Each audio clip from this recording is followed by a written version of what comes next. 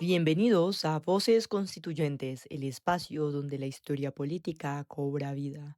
Yo soy Luna Torres. Y yo soy Santiago Torres. Hoy vamos a hablarle de uno de los momentos más fascinantes de la historia reciente en Colombia, cuando un grupo de estudiantes universitarios logró que las políticas tradicionales restablecieran la constitución de un país. Así es, hoy reflexionamos sobre la séptima papeleta y las condiciones que hicieron posible que una movilización ciudadana desembocara en algo tan trascendental como la Constitución de 1991. Para entender por qué este movimiento pudo transformar las bases del Estado, hay que situarse en el contexto. La Colombia de finales de los 80 era un país en llamas, con narcoterrorismo, guerrillas y paramilitarismo. Y peor aún, el asesinato de 4 candidatos presidenciales, entre ellos Luis Carlos Galán, en agosto de 1989. Y en este contexto aparece algo que los teóricos de la democracia conocen muy bien, la crisis de la representación.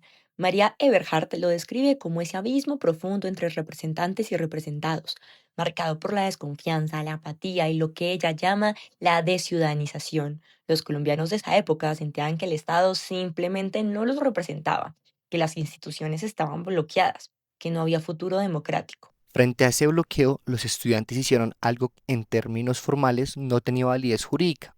Promovieron que en las elecciones de marzo de 1990 los ciudadanos introdujeran una séptima papeleta extraoficial exigiendo una Asamblea Nacional Constituyente.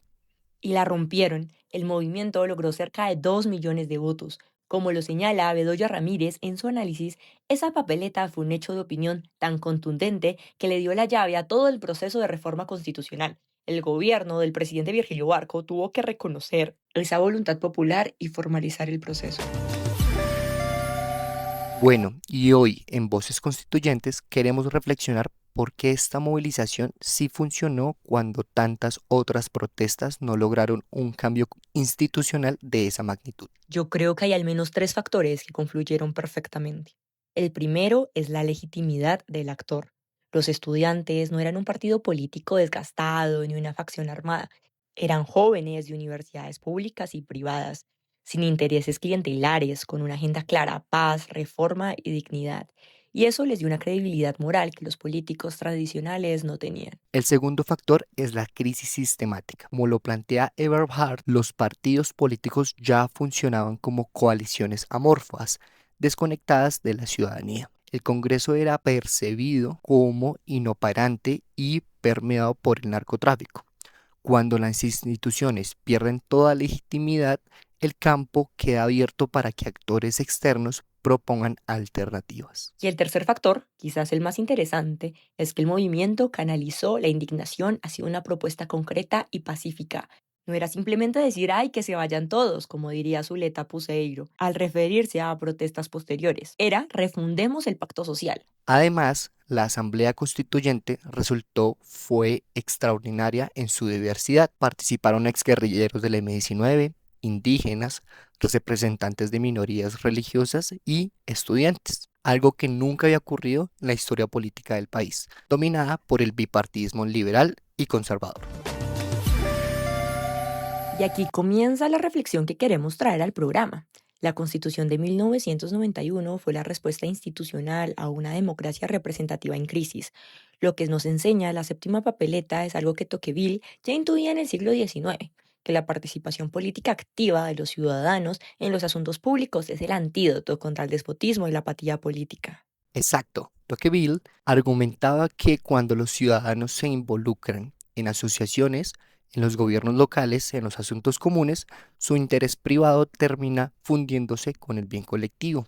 Eso fue lo que pasó con esos estudiantes. Entendieron que su futuro estaba atado al futuro del país. Pero también hay que ser críticos. Bedoya Ramírez, al consultar a líderes comunitarios de Bogotá y Medellín décadas después, encontró que persiste un desconocimiento generalizado de los mecanismos de participación consagrados en la Constitución.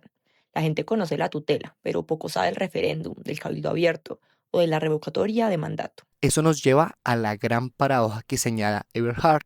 Incorporar mecanismos de participación en la Constitución no garantiza que funcionen. Su efectividad depende de la voluntad política y, sobre todo, de una cultura ciudadana activa. La séptima papeleta fue posible porque hubo ciudadanos que se reconocieron a sí mismos como sujetos políticos. Ese es el ingrediente que no se puede constitucionalizar.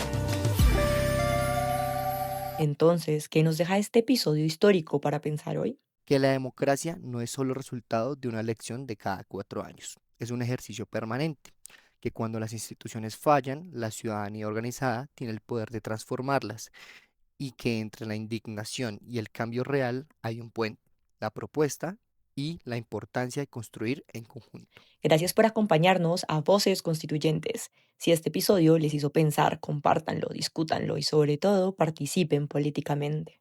Hasta la próxima, nos veremos en un próximo capítulo.